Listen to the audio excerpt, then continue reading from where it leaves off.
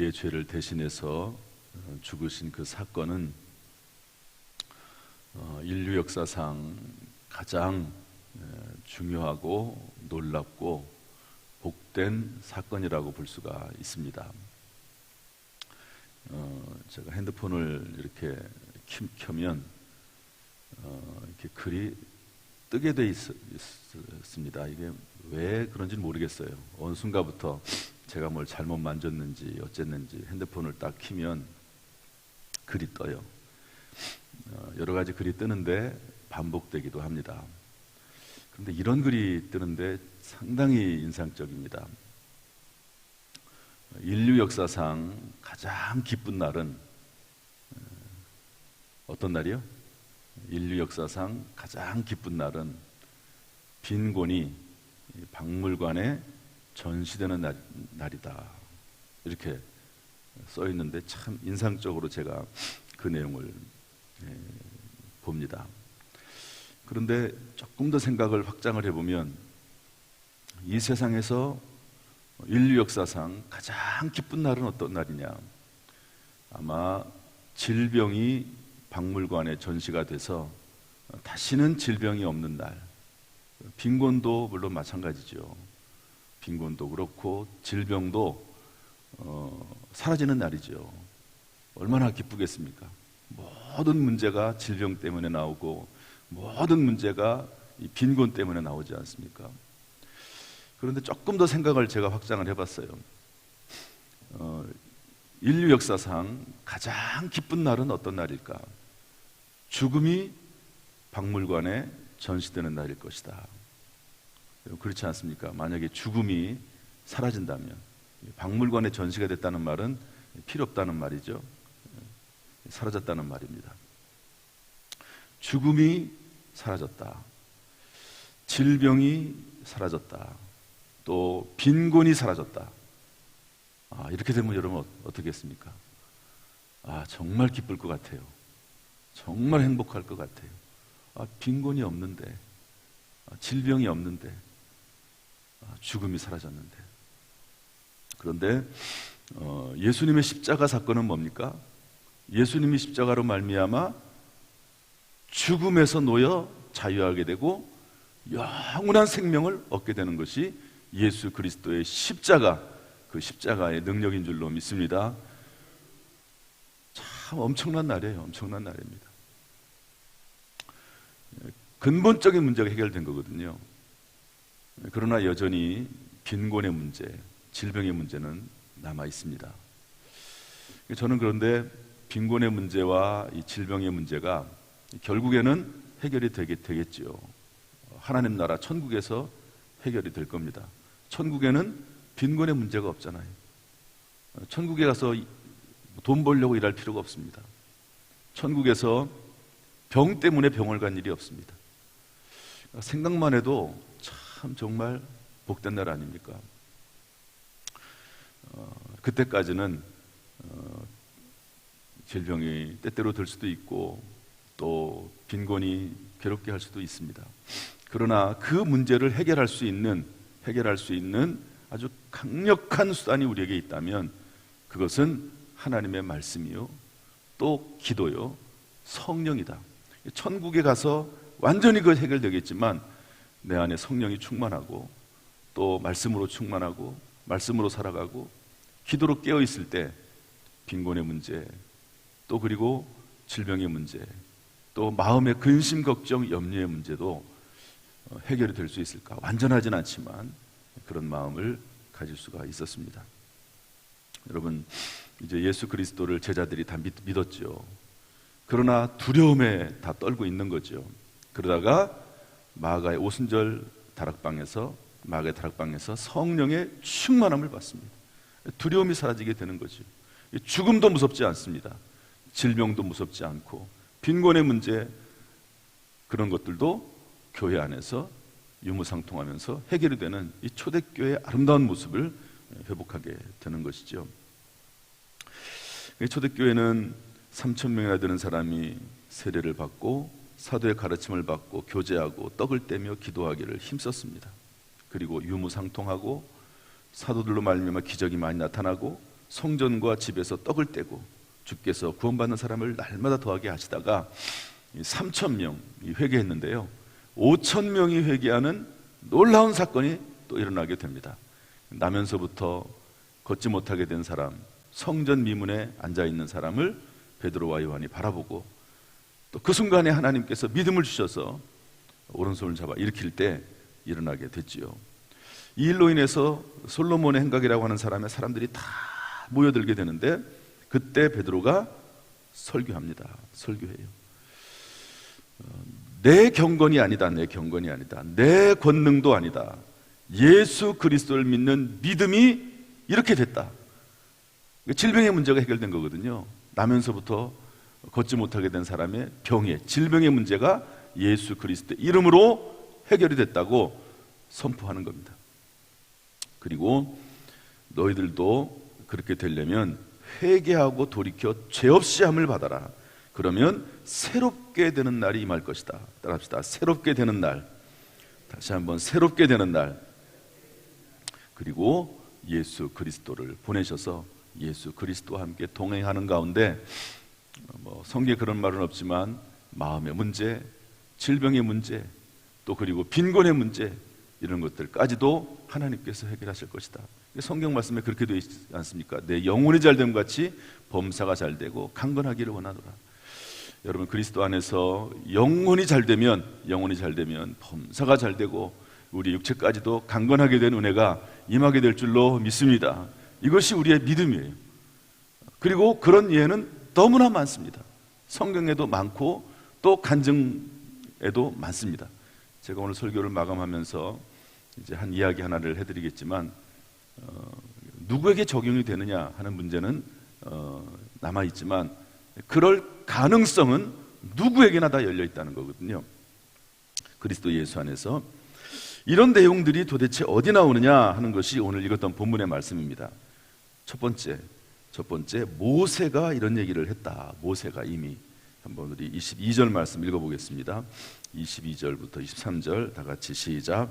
모세가 말하되 주 하나님이 너희를 위하여 너희 형제 가운데서 나 같은 선지자 하나를 세울 것이니 너희가 무엇이든지 그의 모든 말을 들을 것이라.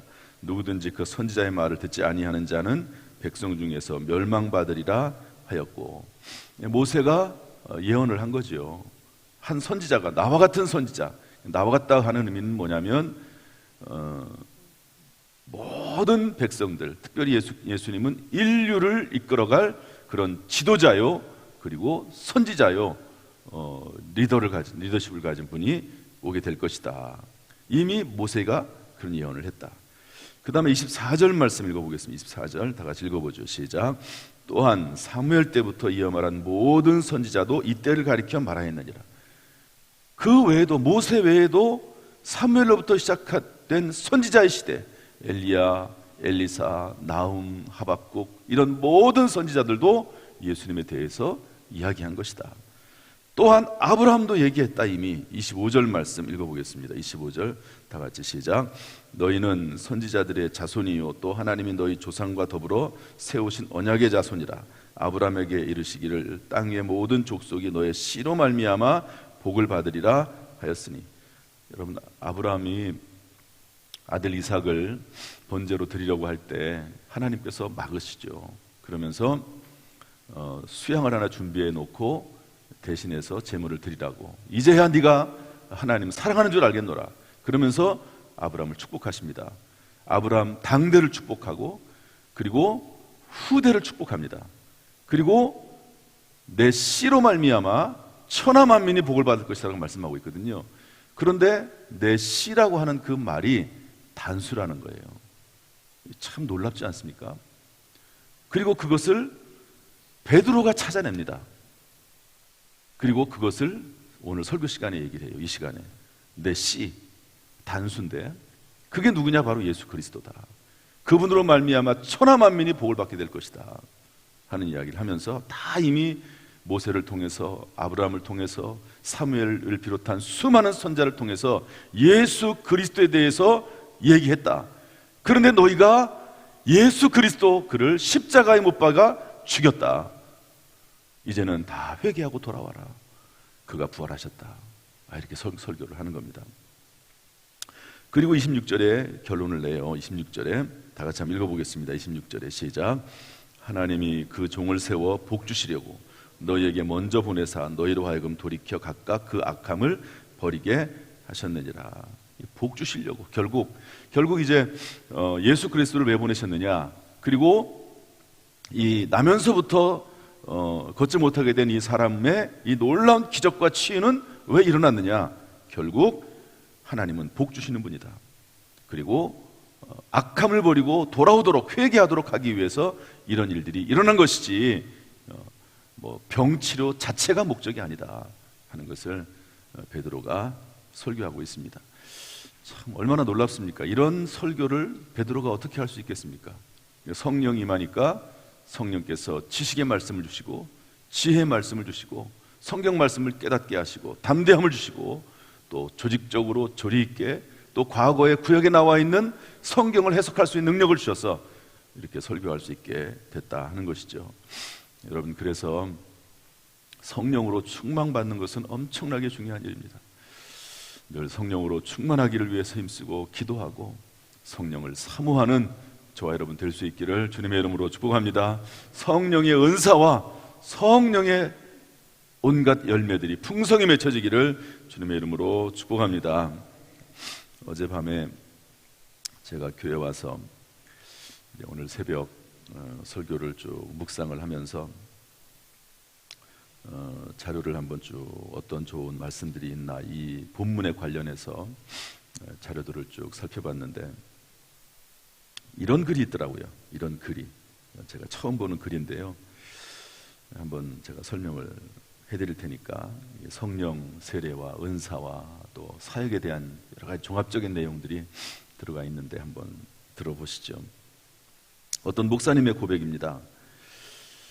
그 목사님이 이제 목회자니까 장례식에서 예배를 인도하고 유족들을 위로할 때가 많죠. 그런데 이제 어떤 경우에는 참 안타까운 죽음도 있거든요. 저도 지금까지 목회를 하면서 정말 안타까운 죽음이 있습니다. 어린아이가 죽는다든지 대학생이 갑자기 교통사고를 당해서 죽는다든지 이런 경우가 종종 발생을 하거든요.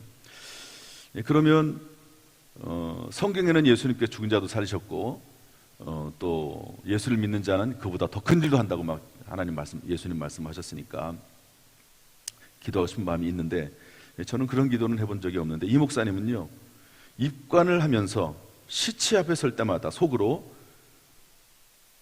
죽은 자여 일어나라, 이렇게 기도를 했대요. 죽은 자여 일어나라. 수없이 많은 장례식에 참석해서 죽은 사람이 살아나기를 위해서 기도했는데 한 번도 죽은 자가 살아난 적이 없대요. 아무리 기도해도 죽었다가 벌떡 일어나면 얼마나 좋습니까? 속이 상한 거죠. 죽은 자가 일어난다고 하면 얼마나 주님께 큰 영광이 되겠습니까? 수많은 사람들이 수천 명이 정말 초대교회에 있는 것처럼 회개하고 돌아오지 않겠습니까? 그런데 왜 죽은 자가 살아나지 않습니까? 하나님 앞에 항의를 했답니다. 그런데 어느 날 마음속에서 이분은 이 일에 진심인 거예요. 정말 하나님 앞에 기도를 하고 하나님께 물어본 거죠.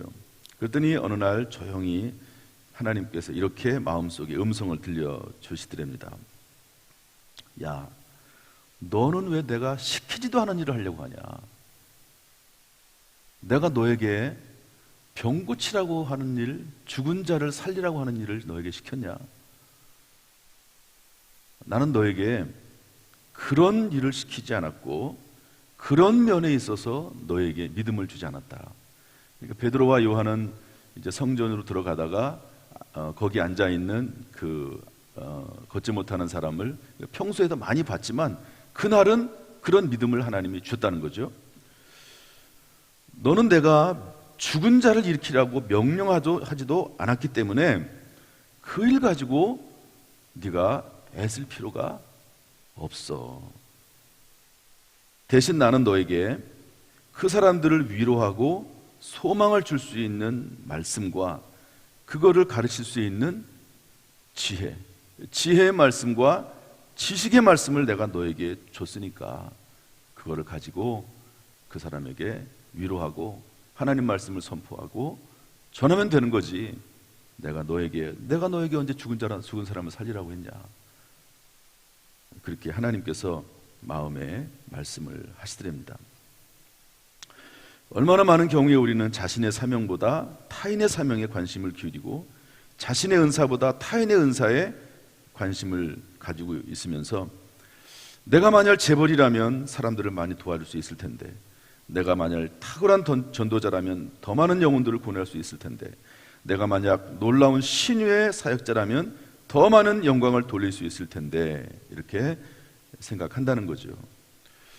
그런데 하나님께서는 하나님의 계획과 뜻에 따라서, 섭리에 따라서 어떤 사람에게는 신유 은사를, 어떤 사람에게는 방언의 은사를, 어떤 사람에게는 지식의 말씀을, 지혜의 말씀을, 예언의 말씀을, 은사를, 영분별의 은사를 부어 주신다는 거죠.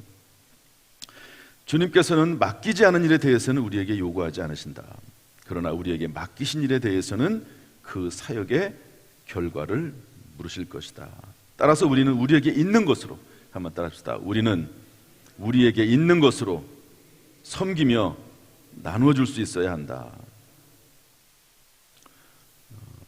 세상에는 무엇이 됐든지 간에 다른 사람에게 나누어 줄 것, 우리 그리스도인들에게는 나누어 줄 무언가가 반드시 하나님의 은사로 주어진다. 하나님이 우리에게 요구하지 않는 것을 하려고 할 필요가 없다. 은사는 누가 주신다고요? 성령께서. 성경에 그렇게 되어 있습니다. 은사는 여러 가지나 그 은사를 주시는 분은 한 분, 성령이시라고 기록을 하고 있습니다. 여러분의 은사가 무엇입니까? 하나님이 나에게 주신, 우리 각자에게 주신 은사를 잘 활용해서 평생 사용하면 되는 겁니다. 하나님 또 보시기에 그 은사를 더 부어주실 만한 것들이 있으면 하나님이 알아서 주세요. 물론 사모하는 자에게 주시는 것도 있지만 또 알아서 하나님이 정말로 필요하면 그냥 주시는 거죠. 왜? 하나님이 주신 선물이니까. 막 달라고 때를 써서 얻기도 해요. 아이들 같은 경우에 그럴 수도 있지요. 그러나 알아서 또 부모가 때가 되면 주는 것이 선물입니다. 중요한 것은 하나님이 나에게 주지 않은 것을 요구하지 않는다는 겁니다. 나에게 주신 은사를 가지고 그것을 잘 활용하고 열매를 맺히고, 그 달란트 비유입니다. 1달란트, 2달란트, 5달란트. 나는 왜 이것밖에 안 주셨지? 그리고 묻어버리면 꾸중 듣는 거예요. 그런데 그것을 잘 받아서 활용하면 열매를 맺히게 되어 있고, 또 하나님께서 저 뭐라고 되어 있습니까? 2달란트 받은 사람이 그걸 가지고 열심히 2달란트 남겼더니 1달란트 받은 사람 걸 뺏어가지고 주라는 거예요. 더 주신다는 거예요. 잘 활용을 하면, 지금 있는 것도 제대로 활용하지 못하면서 자꾸 또 달라고 하고 더 달라고 하고 불평하고 그러면 1달란트 받은 사람과 똑같아요. 그러니까 지금 있는 은사를 잘 개발하다 보면, 열심히 주님을 위해서, 교회를 위해서, 다른 사람을 위해 섬기다 보면 하나님께서 또 다른 것을 주시는 거죠. 여러분, 이런 성경적인 원리를 잘 깨닫고 늘 주 안에서 나에게 주신 은사를 잘 활용하는 저와 여러분 될 수 있기를 주님의 이름으로 축복합니다. 하나님께 더 좋은 것으로 채워주시고 날마다 새롭게 하시기를 주님의 이름으로 축원합니다. 기도하겠습니다. 하나님 아버지 감사합니다. 하나님 아버지 은혜 베풀어 주시고 오늘도 평강으로 함께 하시되 예수 그리스도 그분을 통해서 그분 안에 있을 때 새롭게 되는 날이 우리에게 이른다고 말씀했사오니 지금 은사를 잘 활용하는 가운데 주님이 주시는 더 새로움의 세계로, 더 깊은 세계로 들어갈 수 있도록 주여 우리를 인도하여 주옵소서. 무엇보다도 성령으로 충만하게 하시고 성령의 은사와 성령의 성품들로 충만하게 하여 주옵소서. 오늘도 승리하게 하시고 이번 주일 한마음 축제를 통해서도 영광 받으시길 원하오며 예수님의 이름으로 축복하며 기도하옵나이다. 아멘. 이제는 우리 주 예수 그리스도의 은혜와 아버지 하나님의 무한하신 사랑과 성령님의 교통하심이 오늘 이 시간 주 앞에 나와 예배드리는 모든 성도들, 실시간을 통해서라도 예배드리는 성도들, 이후에 이 말씀을 듣는 모든 성도들에게 지금부터 영원토록 순간순간마다 함께 하시기를 간절히 쉬고 나옵나이다. 아멘.